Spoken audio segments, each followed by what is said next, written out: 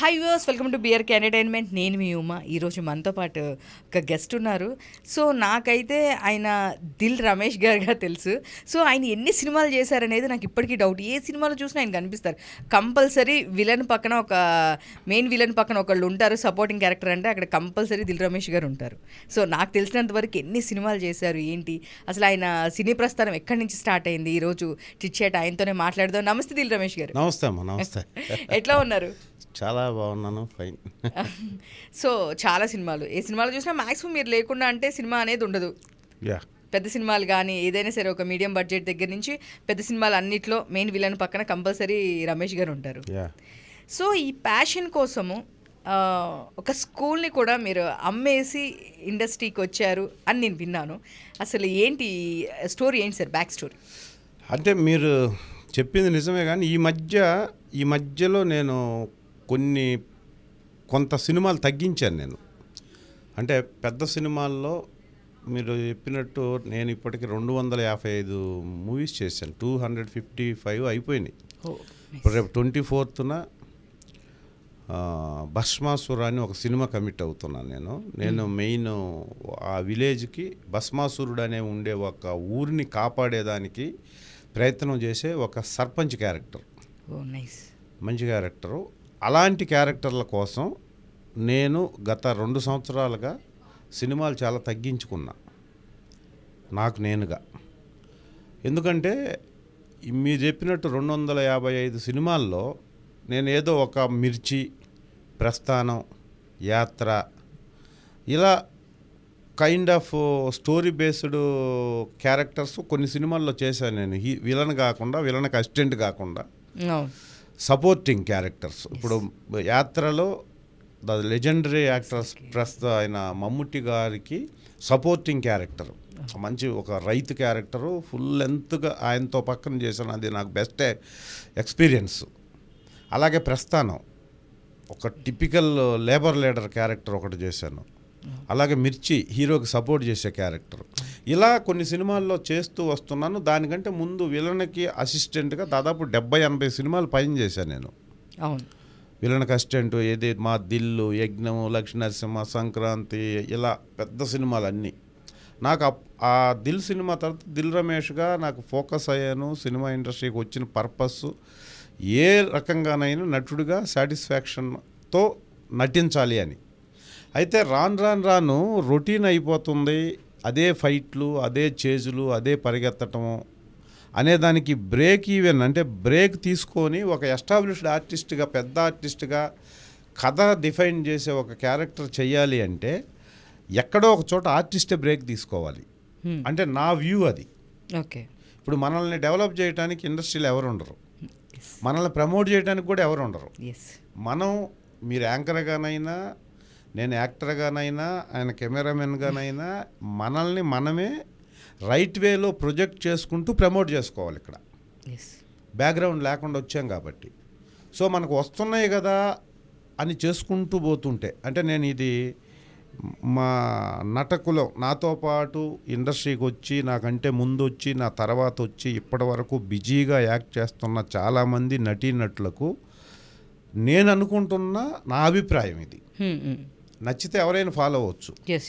ఎందుకంటే మనకి ప్రతి మనిషి ఫ్యూచర్లో బెటర్ ఫ్యూచర్ కోసం, మంచి భవిష్యత్తు కోసమే ఏ ఫీల్డ్లోనైనా ఒక మనిషి ఉంటాడు. రైట్ వేలో, అక్రమం, అన్యాయం కాకుండా పద్ధతిగా కష్టపడేవాళ్ళు ఇక్కడి నుంచి నెక్స్ట్ స్టెప్కి వెళ్ళాలని ట్రై చేస్తుంటారు. ఆ ప్రాసెస్లో నేను, అంటే మీరు ఎక్కడ పట్టినా, ఏ సినిమా పట్టినా మీరు ఉంటారు అన్నదానికే ఆన్సర్ ఇది. ఇప్పుడు ఉండట్లేదు, ఈ మధ్య ఉండట్లేదు. కారణం ఏంటంటే నాకు నేను కొంచెం బ్రేక్ తీసుకొని ఒక కథ అనుకుంటే ఆ కథలో ఒక మంచి క్యారెక్టర్ ఉంటే ఆ మంచి క్యారెక్టర్లో నేను కనపడదామని కొంచెం తగ్గించుకొని సెలెక్టెడ్గా ఇప్పుడున్న యంగ్ డైరెక్టర్స్కి అడాప్ట్ అవ్వాలనే ఉద్దేశంతో చాలా మిడిల్ బడ్జెట్ సినిమాల్లో చాలా అద్భుతమైన క్యారెక్టర్లు ఇప్పుడు చేస్తున్నాను నేను. అలా 10 సినిమాలు ఉన్నాయి. సో అలా డెసిషన్ తీసుకున్నాను కాబట్టి ఎక్కువ మంది ప్రతి వాళ్ళు డెవలప్మెంట్కి ఎక్కువ ఎక్స్పోజర్ ఇండస్ట్రీలో కావాలనుకున్న నటీనటులు ఎవరైనా ఎక్కడో ఒక చోట ఆగి స్టెప్ తీసుకోవాల్సిందే. కానీ ఆ స్టెప్ తీసుకునేదానికి చాలా ధైర్యం కావాలి. ఎందుకు ఉన్నది పోయి ఉంచుకున్నది పోయి అని ఇప్పుడు మనకి ఇచ్చే క్యారెక్టర్లు ఎలాగ ఇస్తున్నారు డైరెక్టర్లు. ఇప్పుడు మనం ఆగి అలా కాదు నాకు ఇంకా నెక్స్ట్ లెవెల్ క్యారెక్టర్ ఇవ్వండి అని చెప్పాలి అంటే ఆ డైరెక్టర్లు హర్ట్ అయ్యారనుకోండి, మనం కొన్ని సినిమాల్లో కనపడలేదనుకోండి, ఆడియన్స్కి దూరం అయిపోతాం. ఫస్ట్ ప్రేక్షకులకు, సినీ అభిమానులకి. ఇచ్చేవాళ్ళు ఇంకా ఆ సినిమాలో కనపడలేదు, ఈ సినిమాలో కనపడలేదు అని ఇవ్వకుండా కూడా ఉండొచ్చు. కానీ ఆ స్టెప్ తీసుకోకపోతే మనం రొటీన్గా చేస్తుంటాం. ఇప్పుడు నేను దాదాపుగా 250 సినిమాల్లో నేను ఫైట్ చేయండి, నేను పరిగెత్తకుండా ఉన్నది చాలా తక్కువ సినిమాలు ఉంటాయి. అవును. మరి నేను 25 సంవత్సరాల నుంచి ఇండస్ట్రీలో ఉండి లాంగ్ రన్లో ఉన్న వరకు అలాంటి పెర్ఫార్మెన్స్ చేయలేను. ఆ చెయ్యలేక ఇండస్ట్రీ అవాయిడ్ చేసే పరిస్థితి వచ్చే లోపు మనమే ట్రాన్స్ఫర్మేషన్ చేసుకోవాలి మన క్యారెక్టర్ని. దానికోసం కొంచెం ఆగి ఆలోచించి, నాకు దేవుడి దయ వల్ల చాలామంది యంగ్ డైరెక్టర్స్ చాలా సపోర్ట్ చేస్తున్నారు. మంచి మంచి క్యారెక్టర్లు ఇప్పుడు చేస్తున్నా. అది ఆ రిజల్ట్ రావాలంటే ఇంకొక 6 నెలలు 1 year పడుతుంది. అప్పుడు ఆ వాటిల్లో వచ్చిన వాటిల్లో ఏదైనా మంచి క్యారెక్టర్ చేసి మంచి సినిమా, చిన్న సినిమా హిట్ అయిందంటే అక్కడి నుంచి నేను పెద్ద సినిమాల్లో కూడా వేరే లెవెల్ క్యారెక్టర్స్ చేయొచ్చు.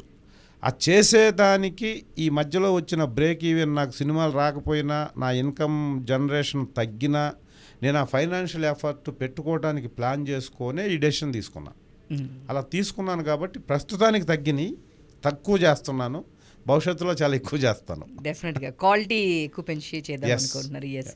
సో అంటే ఫైనాన్షియల్ అని టాపిక్ వచ్చింది కాబట్టి ఈ మధ్య సోషల్ మీడియాలో చూస్తున్నాను, ఇక్కడ చూసినా రమేష్ గారికి కోకాపేటలో ఒక 100 ఎకరాలు ఉంది, ఒక 4 ఫామ్ హౌస్లు ఉన్నాయి, మంచి ఇవి ఉన్నవి, ప్లాంట్స్ ఉన్నాయి.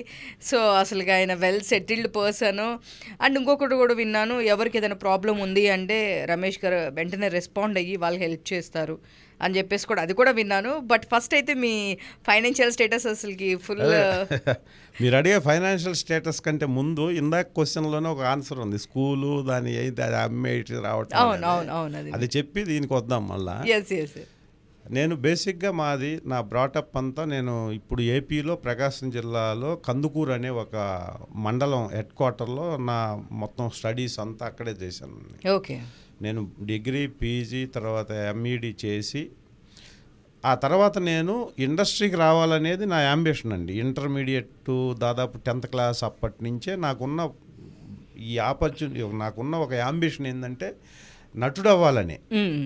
దానికోసం నేను చాలా ప్రయత్నాలు చేశాను, అక్కడ ఉండి చాలా నేర్చుకున్నాను. ఆ ప్రాసెస్లో ఫైనల్గా మా ఫాదర్ ఏమన్నాడంటే, స్టామినా లేకపోయినా ఆయనకి అంత క్వాలిటీ ఎడ్యుకేషన్ ఇప్పించాలనేది మైండ్లో ఉన్నా, నేను దాన్ని వదిలిపెట్టలేదు. కానీ దాన్ని ఒక ఎలిమెంట్గా తీసుకొని ఎక్కువ ఇంపార్టెన్స్ నేను కల్చరల్ యాక్టివిటీస్కి, కరాటే, డ్యాన్సు ఇవి నేర్చుకోవడానికి ఎక్కువ ఇంపార్టెన్స్ ఇచ్చాను.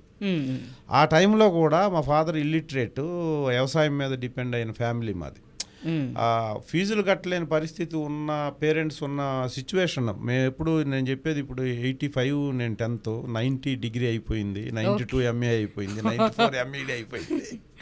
సో అప్పుడున్న మా ఎన్విరాన్మెంట్ ఏంటంటే, పేరెంట్స్ ఎవరైనా పొలం పనులకి, పశువుల దగ్గరికి వెళ్ళటానికి, వాటికి ఇంపార్టెన్స్ ఇచ్చేటటువంటి టైంలో మేము చదువుకున్నాం. అంటే యాక్చువల్గా నేను స్కూల్కి వెళ్ళనంటే ఆనందపడేవాళ్ళు పేరెంట్స్ అప్పట్లో, ఎందుకంటే స్కూల్కి వెళ్ళకపోతే పొలం వస్తారని. మా చుట్టూ మా సరౌండింగ్స్ అంతా అలాగే ఉండేది. అలాంటి టైంలో చదువు రాకపోయినా డిగ్రీ వరకు మా ఊర్లో చదివి, అంతా ఎలిమెంటరీ మొత్తం కంప్లీట్గా గవర్నమెంటే. Government high school, government college, government university, ఇలాగే పెద్దగా మొత్తం చదువు అంతా అయిపోయాక 1 లక్ష రూపాయలు ఖర్చు పెట్టుంటే ఎక్కువ చదువుకి. అలాంటి టైంలో నేను చదువుని నెగ్లెక్ట్ చేయలేదు, కానీ వేరే యాక్టివిటీస్ చేస్తున్నా కూడా ఆయన ఏ రోజు నన్ను అడ్డం చెప్పకుండా నాకు ఈ థాట్ని డెవలప్ చేసుకోవడానికి అవకాశం కల్పించిన మా ఫాదరే నాకు ఫస్ట్ ఇంప్రెసివ్ పర్సన్. సో అక్కడ నుంచి చదువుతూ అంతా చదువుకొని కరాటే, బ్రేక్ డ్యాన్సు, ఈ కరాటే రెడ్ బెల్ట్ వాళ్ళకు చేశాను నేను అప్పుడే.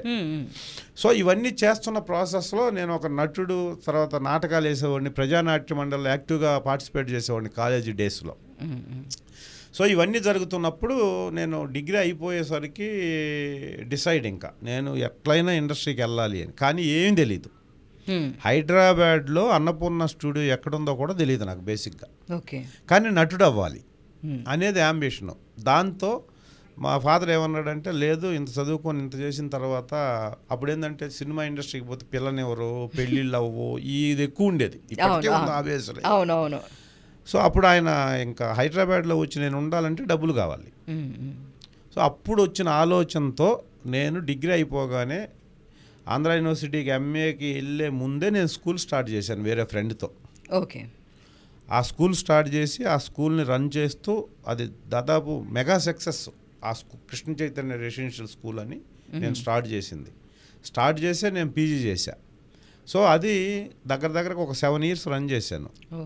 మంచి 280-300 మంది స్ట్రెంత్ ఆ రోజుల్లో రెసిడెన్షియల్ స్కూల్ స్టార్ట్ చేసి ఇక 7 years రన్ చేసిన తర్వాత ఇంక నాకు ఫైనాన్షియల్ పొటెన్షియాలిటీ వచ్చింది, మనకు స్టామినా ఉంది, మనం హైదరాబాద్లో వెళ్ళి మనం ఆర్టిస్ట్గా ట్రై చేయొచ్చు. ఏజ్ పెరిగిపోతుంది. ఇంకా ఈ మధ్యలో నాకు మ్యారేజ్ అవ్వటం, ఓ పాప, ఇవన్నీ అయిపోయినాయి. అప్పుడు మీరు అన్నట్టుగా ఆ స్కూల్ని ఏం చేయాలంటే అప్పుడు ఇంకా తీసేయాలి అని చెప్పి నా దగ్గర పనిచేసే స్టాఫ్కి ఒక కాస్ట్ ఆఫ్ అమౌంట్కి ఇచ్చేసి అప్పుడు నేను 95 మిడిల్లో హైదరాబాద్ వచ్చా. దేనికి నటించాలనే ఉద్దేశంతో. ఇక్కడికి వచ్చి అన్నపూర్ణ స్టూడియో ఎక్కడ ఉందో ఎత్తుక్కున్నాను నేను. సో అలాగా ఇండస్ట్రీకి రావడం కోసం సక్సెస్ఫుల్గా రన్ చేస్తూ ఒక Krishna Chaitanya residential school correspondent cum ప్రిన్సిపాల్గా ఉన్న గౌరవాన్ని వదిలేసి టాప్ మోస్ట్ రెస్పెక్ట్ ఉండేది సొసైటీలో నాకు అప్పుడు. అవును కదా సార్. ఎందుకంటే కరస్పాండెంట్ నేను మళ్ళీ ఎకనామిక్స్ లెక్చరర్గా పనిచేసేవాడిని నేను చదివిన కాలేజీలో. సో అది ఇక అంత రెస్పెక్ట్ ఉన్నా కూడా దాన్ని ఓవర్కమ్ చేసి ఇటు రావడానికి కారణం ఏంటంటే నాకు తనువులో ఉన్న అణువు నటుడే అన్న ఫీలింగ్ నాకు. సో అలా దాన్ని తీసేసి హైదరాబాద్ వచ్చి ఇక హైదరాబాద్ వచ్చిన తర్వాత ఈ కష్టాలు ఏంటి, ఎలా ఇండస్ట్రీకి వచ్చాం, ఎలా నటుడయ్యాను అనేది చాలా ఇండస్ట్రీలు చాలా దీంట్లో చెప్పేశాం. కాబట్టి అలా హైదరాబాద్ రావటం జరిగింది.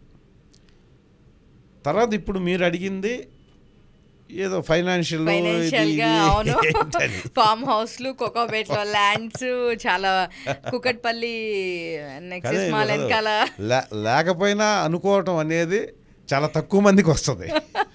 అది నాకు వచ్చింది ఎలాగో ఏమో. నేను సోషల్ మీడియా ఇదే జనరల్గా నేను సెర్చ్ చేస్తున్నప్పుడు నేను చూసాను అనమాట.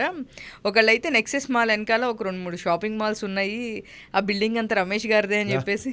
నెక్సెస్ మాల్ వెనక చిన్న ఇల్లు ఉందండి నాది, నేను ఉండే ఇల్లు. ఓకే. జెన్యూన్గా నేను ఇండస్ట్రీకి వచ్చినప్పటి నుంచి ఇప్పటి వరకు అంటే 26-27 ఇయర్స్లో నాకు నేనుగా డబ్బు సంపాదించడానికి ఏ బిజినెస్ చేయలే. నేను హైదరాబాద్ దేనికి వచ్చానో నటుడు అవ్వాలని వచ్చి నటుడు కాలేక ఒక ఈనాడులో జాయిన్ అయ్యి 6,000 రూపాయలకి జాబ్ చేసి అక్కడి నుంచి మళ్ళీ 6 నెలల్లో అది మానేసి నాగినీడి గారని ప్రసాద్ ల్యాబ్స్ ఎండి, ఇప్పుడు మర్యాద రామన్నలో విలన్గా చేసి ఆర్టిస్ట్గా చాలా ఫేమస్ అయిన నాగినీడి గారు అప్పుడు ప్రసాద్ ల్యాబ్కి ఎండీగా ఉండేవారు. ఆయన దగ్గర 1,500కి మళ్ళీ జాబ్లో జాయిన్ అయ్యాయి. ఎందుకంటే ఇండస్ట్రీ సర్కిల్ లేక ఆర్టిస్ట్ కావాలంటే మనకు సర్కిల్ ఉండాలి అనే ఉద్దేశంతో అక్కడ జాబ్ చేస్తే మనకి ఏదన్నా సోర్స్ దొరుకుద్దని 2.5 years ఆయన దగ్గర జాబ్ చేశాను నేను. చేసిన తర్వాత 98 సెప్టెంబర్ 13వ తేదీ ఫస్ట్ సినిమా యాక్ట్ చేశాను. అది సీతారామరాజు. వైవిఎస్ చౌదరి గారి రెండో సినిమా, నాగార్జున హరికృష్ణ గారిది కాంబినేషన్లో వచ్చిన సీతారామరాజు నా మొదటి సినిమా.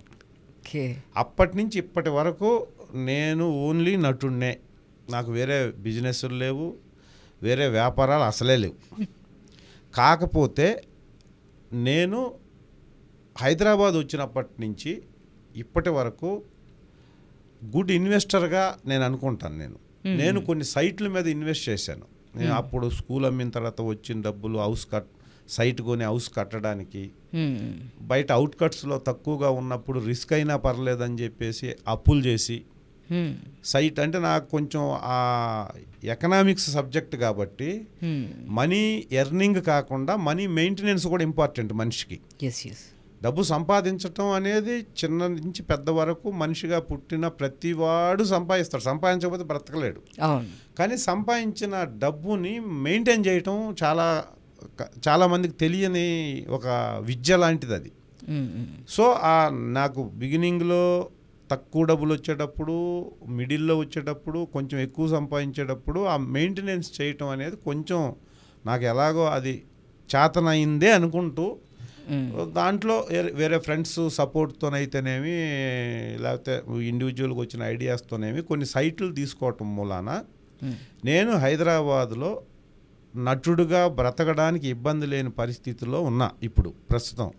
ఇక అవి ఉన్నాయా అవన్నీ అనవసరం, అసలు అవి ఉండాలని నేను అనుకోలా, లేవు కూడా వాస్తవంగా. కానీ బ్రతకడానికి ఇబ్బంది లేనంత అయితే ఉంది.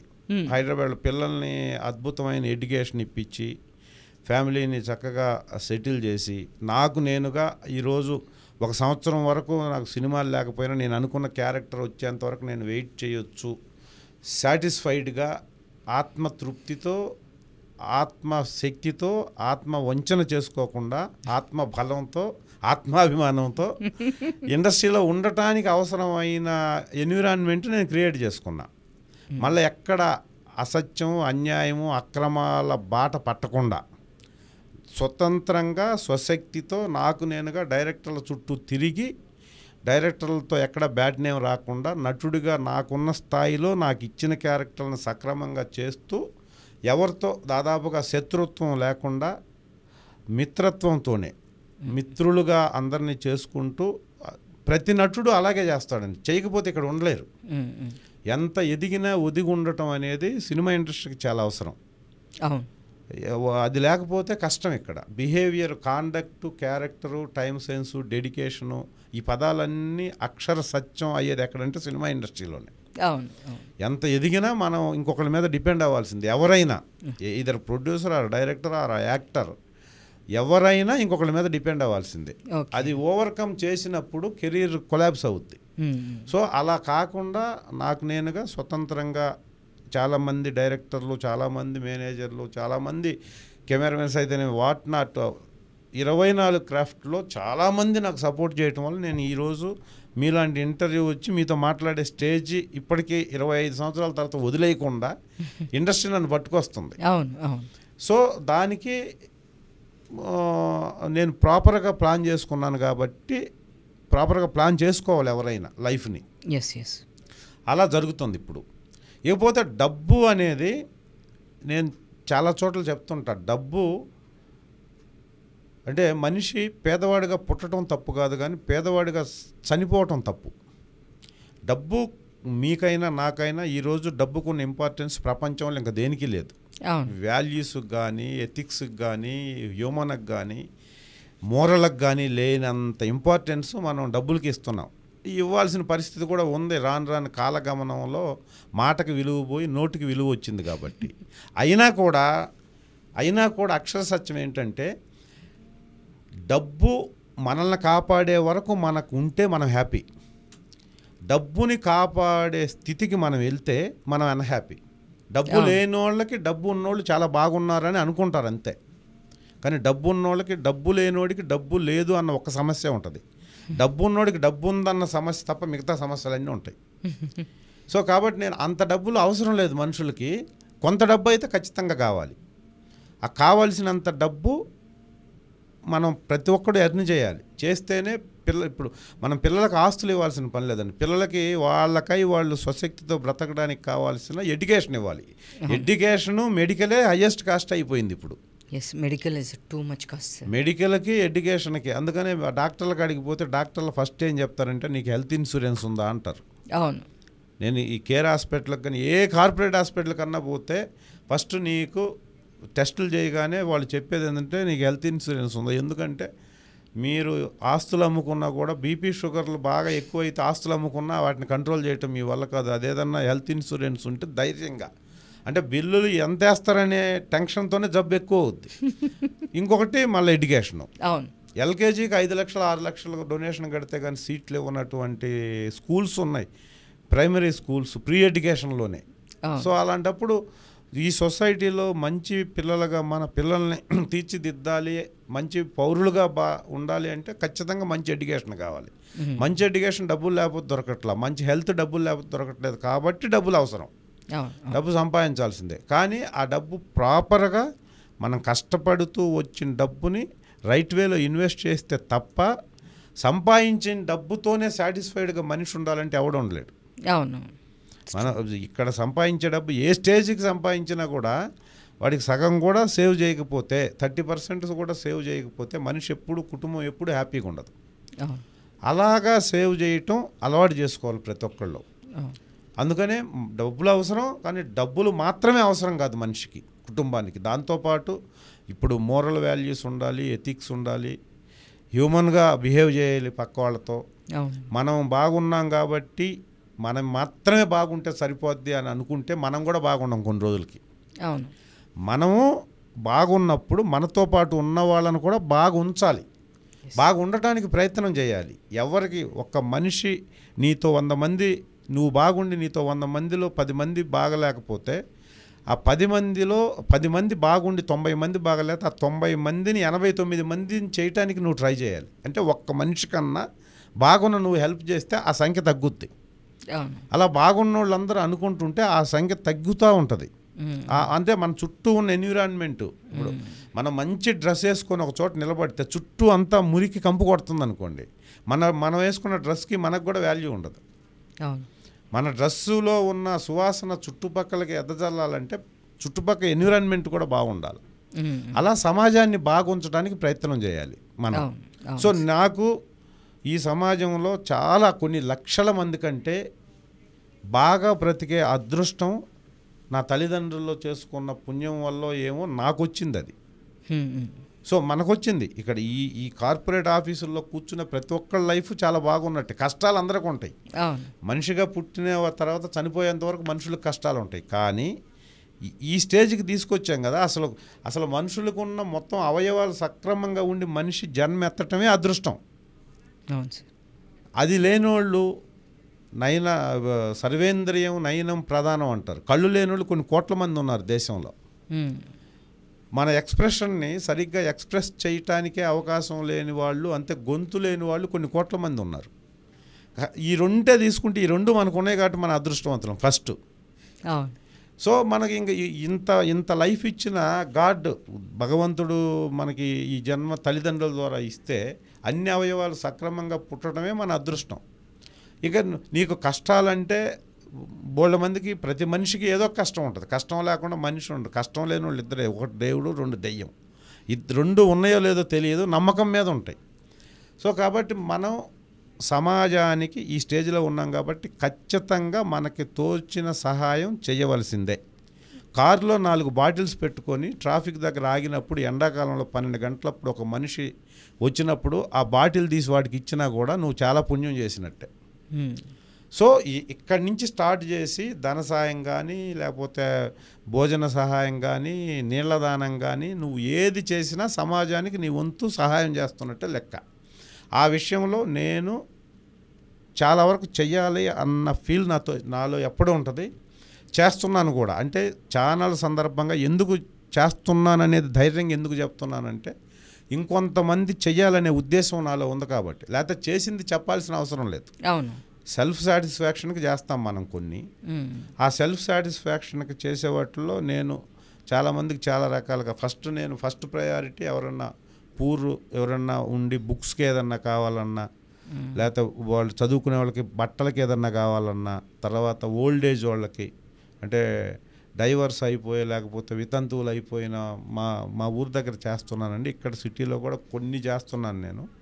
డెఫినెట్గా నాకున్న ప్రొఫెషన్లో నా స్టేజ్ ఇంకా డెవలప్ అయితే డెఫినెట్గా నేను 10% ఆఫ్ ఇది డొనేట్ చేయాలి, 10% ఆఫ్ ఇన్కమ్లో నేను చేయాలనేది ఫ్యూచర్లో నాకు డెఫినెట్గా ఉందండి.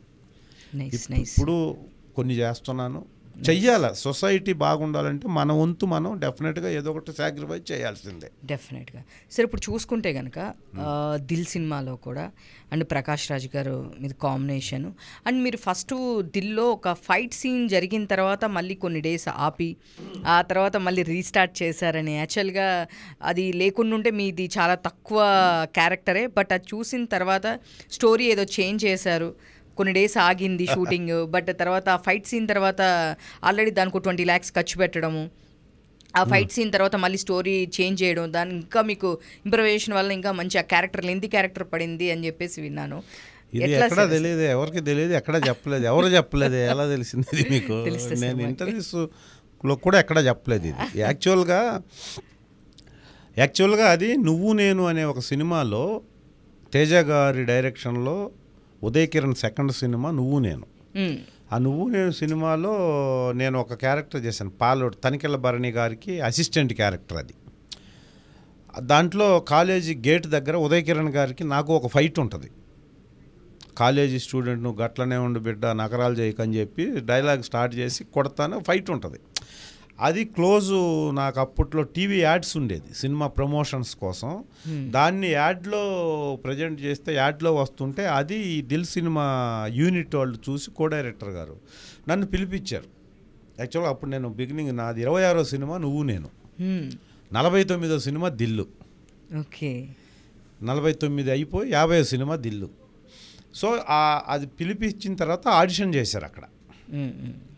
ఆడిషన్ చేస్తే ఆ ఆడిషన్లో నచ్చిన తర్వాత నాకు ఒక క్యారెక్టర్ ఇచ్చారు. యాక్చువల్గా ఆ క్యారెక్టరు ఒక సీను ఒక ఫైటు దిల్ సినిమా. ఇప్పుడు అది ఎందుకంటే నాకు లైఫ్ ఇచ్చి నేను ఇప్పటి వరకు కంటిన్యూగా ఈ రేంజ్లో హెల్దీగా ఉండటానికి, ఆర్టిస్ట్గా ఎస్టాబ్లిష్ అవ్వటానికి కారణమైన దిల్ సినిమా దిల్ రాజు గారి మొదటి ప్రొడక్షన్. అది వెంకటేశ్వర క్రియేషన్స్లో ఫస్ట్ సినిమా, వినాయక్ గారి డైరెక్షను, నితిన్ గారికి ఒక హిట్ తర్వాత రెండో సినిమా.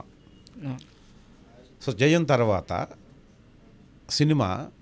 ఆ సినిమాలో నాకు అద్భుతమైన అవకాశం ఇచ్చిన వినాయక్ గారికి, దిల్ రాజు గారికి నేను మీ ఇంటర్వ్యూ సందర్భంగా మనస్ఫూర్తిగా కృతజ్ఞతలు తెలియజేసుకుంటూ, ఆ ఒక సీను ఒక ఫైట్కి మాత్రమే ఉన్న ఆ క్యారెక్టరు ఫస్ట్ డే, అసలు సినిమా ఫస్ట్ ఓపెనింగే ఫైటు. ఓకే, అన్నపూర్ణ స్టూడియోలో నితిన్ గారికి నాకు ఫైటు. ఓకే, అది ఆ గ్లాస్ ఇప్పుడు మీరు సినిమా చూస్తుంటే తెలుస్తుంది. ఇంటికి వెళ్ళి వాళ్ళ ఫాదర్కి వార్నింగ్ ఇస్తాను నేను, చలపతిరావు గారు. ఆయనతో నాకు ఫస్ట్ డే ఫైటు, తర్వాత ఆ సీను ఆ ఫైటే ఆ క్యారెక్టర్కి. ఓకే, ఏంటి నువ్వేదో పోస్ట్ మ్యాన్ అంట కదా, మా గౌరన్న కూతురు నీ కొడుకు అవసరమరా? చూడు, మొదటిసారి నేను ఇంటికి వచ్చాను కాబట్టి టీవీలు పగిలాయి, మళ్ళీ నేను మీ ఇంటికి వస్తే శవాలు లేస్తాయి, ఈసారి రాకుండా చూసుకుంటారు కదా అని వెళ్ళిపోతా. సూపర్ కొట్టి అవన్నీ టీవీలకి అంతా పగలగొట్టేస్తారు అంటారు. ఆ తర్వాత ఈయన చలపతిరావు గారు లేరు, వేణుమాధవ్ గారు లేరు. వేణుమాధవ్ గారు వచ్చి అరే గౌరీ అన్న మనుషులు ఇంటికి వచ్చి గందరగోళం చేశారు, వాళ్ళలో ఒకడు ఉన్నాడు అంటే ఎక్కడ ఉంటాడు మామయ్య వాళ్ళు అంటే ఒక రెస్టారెంట్లో కూర్చోనంటే తీసుకొచ్చి చూపిస్తాడు, అదిగో వాడే అని. అప్పుడు నా మీదకి అలా ఛార్జ్ వస్తుంది. ఆ ఛార్జ్ నుంచి స్టార్ట్ అయింది ఫస్ట్ డే షూటింగ్. ఓకే, ఆ ఛార్జే ఫస్ట్ షాట్ ఆ సినిమా ఓపెనింగ్కి. సో ఆ ఫైటు 4 రోజులు చేశారు, అద్భుతంగా వచ్చింది ఫైటు. దాంట్లో 3 గ్లాస్ బ్రేకింగ్స్ ఉంటాయి. నితిన్ కొట్టుకుంటూ వస్తుంటే నేను ఒక గ్లాస్ పగలగొట్టి 3 గ్లాసులు పగలగొట్టుకొని కింద పడతాను. అది ఇప్పుడు స్టంట్ శివ అని పెద్ద ఫేమస్ ఫైట్ మాస్టర్, మొదటి సినిమా అది ఫైట్ మాస్టర్గా. ఓకే, ఇప్పుడు అఖండాకి కూడా ఆయనే ఫైట్ మాస్టర్. ఆయన ఫైట్ మాస్టర్గా తెలుగులో మొదటి సినిమా నా మీదనే ఫస్ట్ షాటు. ఆయన అంతకుముందు అసిస్టెంట్గా నాకు తెలుసు. గౌరీ కొన్ని సినిమాలు నేను ఫైట్ చేసిన సినిమాలకి స్టంట్ శివ గారు అసిస్టెంట్గా ఉన్నారు. సో వచ్చి చేసే నీకు ఎందుకు అన్నాడు. అసలు ఫస్ట్ డే హీరోతో ఫైట్ అని చెప్పేసి నేను ఒరిజినల్గా 3 గ్లాస్ బ్రేకింగ్స్ ఆ సినిమాలోనే చేశా. నాకు నేను వెళ్ళి కొట్టుకుంటూ వెళ్ళిపోయాను 3 గ్లాసులు. అది 4 days చేశారు ఆ ఫైట్. చేసిన తర్వాత ఆ ఫైట్ చూసుకున్నారు, చాలా బాగా వచ్చింది. వేరే ఏదో కారణాల చేత ఆ సినిమా దాదాపు 40 రోజులు షూటింగ్ ఆగింది.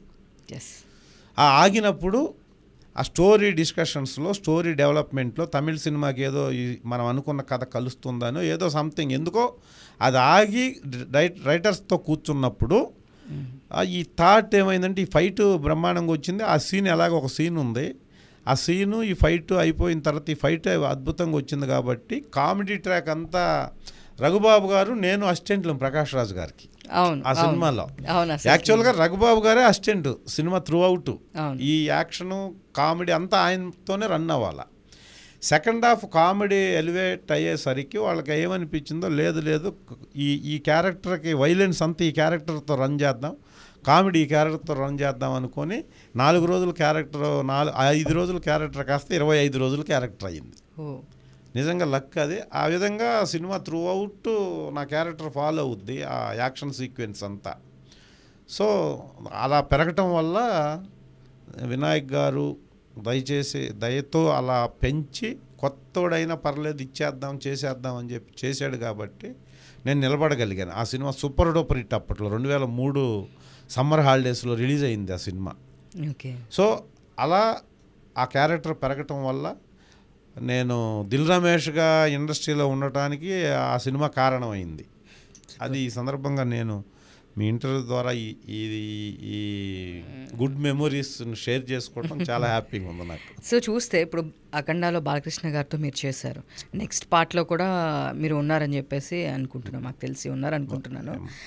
సో అసలుకి బాలకృష్ణ గారు చాలామంది అంటారు ఆయన చాలా కోపం ఉంటుంది, అట్లా ఉంటుంది అంటారు. కొంతమంది ఏమో లేదు, ఆయనతో యాక్ట్ చేసిన వాళ్ళందరూ బాలకృష్ణ గారు అంటే ఒక చిన్నపిల్లోడు మనస్తత్వం అంటారు చాలామంది. సో మీరు బాలకృష్ణ గారు లాంటి వాళ్ళతో, ప్రకాష్ రాజ్ గారు లాంటి అసలు మ్యాక్స్ ఆఫ్ మీరు చేయని హీరోస్ ఎవరు ఉన్నారు సార్? పెద్ద హీరోలతో అందరితో చేసేసానమ్మా. ఇప్పుడు వచ్చిన నానిగారు లాంటి హీరోలతో, శర్వానంద్ లాంటి వాళ్ళతో కూడా చేశాను నేను. నానిగారితో చేయలేదు తప్ప ప్రభాస్ దగ్గర నుంచి, జూనియర్ ఎన్టీఆర్ గారి దగ్గర నుంచి, ఇక వాట్నాట్ బాలకృష్ణ, వెంకటేష్, నాగార్జున, చిరంజీవి గారు, కిందకు వస్తే ప్రభాస్ గారు, పవన్ కళ్యాణ్ గారు, తర్వాత కళ్యాణ్ రామ్ గారు, ఆల్మోస్ట్ అందరితో చేశాను కాబట్టి 255 సినిమాలు అయినాయి. సో ఎట్లా ఉంటారు బాలకృష్ణ గారు ఆన్ సెట్స్, ఎట్లా ఉంటారు? అసలు బాలకృష్ణ గారి గురించి చాలామంది చెప్తుంటారు, చాలామంది చెప్పారు, ఇప్పుడు ఎస్టాబ్లిష్ అయిపోయింది. అసలు బాలకృష్ణ గారు అంటే అసలు క్రికెట్ స్టేడియంలోనే జై బాలయ్య అనే అసలు పబ్బుల్లో, క్రికెట్ స్టేడియంస్లో ఇప్పుడు ఆ ఏజ్లో ఆయనకు వచ్చిన ఫాలోయింగ్ చూస్తుంటే నిజంగా నాకు తెలిసి ఇండియాలో ఉన్న ఆర్టిస్టులు, హీరోలు అందరితో కంపేర్ చేస్తే ఆ ఏజ్లో ఇంత ఫాలోయింగ్ ఎవరికి లేదేమో అనిపిస్తుంది నాకు. ఎందుకంటే గుడ్ థింగ్స్ అండి, గుడ్ కర్మ అంటారే, మంచి కర్మ అంటారు చూసారా, మనం ఏది చేస్తే మనకు అది తిరిగి వస్తుంది అనేది తెలియకుండా. నేను ఈ మధ్య ఒక ఇష్యూలో నేను క్యాన్సర్ హాస్పిటల్కి వెళ్ళానండి. ఒక ఫ్రెండ్ రమ్ముంటే వెళ్ళాను, వేరే వాళ్ళ కజిన్స్కి ఎవరో బాగలేకపోతే. నా భూతో నా భవిష్యత్తు అండి అది. అస్సలు ఆ సేవ అనేది ఆయన చైర్మన్గా ఉండి ఒక క్యాన్సర్ హాస్పిటల్ కొన్ని వందల మంది అండి. అసలు విచిత్రం ఏంటంటే ఒక మనిషి ఎప్పుడు చనిపోతాడో ఆ మనిషి కన్నా తెలిసి ఉంటుంది, అతనితో వచ్చిన గార్డియన్ కన్నా తెలిసి ఉంటుంది. అక్కడికి వెళ్తే వాళ్ళకే తెలిసిన వాళ్ళు చాలామంది ఉంటారు. 2 నెలలు 3 నెలలు అండి ఇతని లైఫ్, ఆల్రెడీ 4th స్టేజ్. 3 నెలలు అంటే 3 నెలల వరకు ఇతని లైఫ్ ఉంటుందండి. అంత తర్వాత కష్టం అని చెప్పారంటే మ్యాక్సిమం ఇంకొక 10 డేస్ ఉంటాడండి ఆ మనిషి. 10 డేస్ తర్వాత ఖచ్చితంగా 10 డేస్ వరకు 9 డేస్ వరకు బాగున్నా ఆ 10th డేనో 11th డేనో చనిపోతాడు. అలాంటి జబ్బు ఆ క్యాన్సర్ అనేది. అలాగా అక్కడ ప్రతి ముగ్గురులో ఒకళ్ళు పేషెంటే ఉంటారు హాస్పిటల్లో. కొంతమంది ఫస్ట్ స్టేజ్, సెకండ్ స్టేజ్, చిన్నపిల్లలు 3 సంవత్సరాల నుంచి 90 సంవత్సరాల వరకు ఉంటారు. వాళ్ళందరికీ అలాంటి సేవ చేసే ఒక హాస్పిటల్ని సక్సెస్ఫుల్గా ఎక్కడ ఏ ఎలిగేషన్ లేకుండా, ఇంత ఎలిగేషన్ లేకుండా మీరు ఆలోచించండి. అసలు మొత్తం తెలుగు ప్రజలందరూ ఆలోచించి ఆయన వ్యక్తిత్వం ఎలాంటిదో తెలుసుకోవాలి. ఒకటే, ఇప్పుడు నాకు తెలిసి 1982 సంవత్సరం నుంచి తెలుగుదేశం పార్టీ పెట్టినప్పటి నుంచి ఇప్పటి వరకు వాళ్ళ ఇంట్లోనే ఇద్దరు ముఖ్యమంత్రిో లేకపోతే ప్రతిపక్ష నాయకుడో, ఈ రెండే కదా ఉన్నది. ఇప్పుడు ఫైనల్ అథారిటీ, స్టేట్కి ఫైనల్ అథారిటీ అంటే ఒకటి సీఎం తర్వాత ప్రతిపక్ష నాయకుడు, అంతే. ఈ రెండు వాళ్ళ ఇంట్లోనే అప్పటి నుంచి ఇప్పటి వరకు ఉన్నారు. కానీ ఈవెన్ ఒక్క ఎలిగేషన్, ఒక్క అక్రమంగా కానీ అన్యాయంగా కానీ చట్ట విరుద్ధంగా కానీ చట్టబద్ధత లేకుండా కానీ బాలకృష్ణ గారు ఒక పని చేశాడు, ఒక ల్యాండ్ తీసుకున్నాడు, లేకపోతే ఒకటేదో ఒక బిల్డింగ్, పెద్ద బిల్డింగ్ కట్టి గవర్నమెంట్కి రెంట్కి ఇచ్చాడు, లేకపోతే ఇది ఏదన్నా చేశాడు అనేది ఈవెన్ దో 1% కూడా అతని మీద ఎలిగేషన్ లేని